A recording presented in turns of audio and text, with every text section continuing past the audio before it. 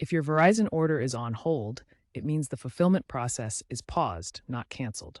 This commonly happens for three primary reasons: identity verification, fraud prevention, or back orders. As of November 2025, Verizon uses this status as a safeguard to comply with regulations, protect against scams, and manage inventory, especially for device purchases, plan activations, and upgrades.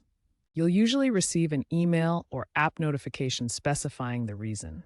Resolving it promptly is key to getting your order moving. When your Verizon order is on hold, the first step is to check your email and the Verizon app for the specific reason your order is on hold. For ID verification holds, you'll likely need to upload a copy of your driver's license, passport, or utility bill via Verizon's secure portal. For fraud holds, contact Verizon support at 1-800-VERIZON to verify your information and dispute any flagged discrepancies like mismatched billing addresses. For backorder holds, the item is out of stock. You can opt for a waitlist, consider a substitution, or cancel if the delay is too long. Monitor the estimated shipping date from Verizon. Prompt action and clear communication with Verizon are vital for a speedy resolution of your order hold.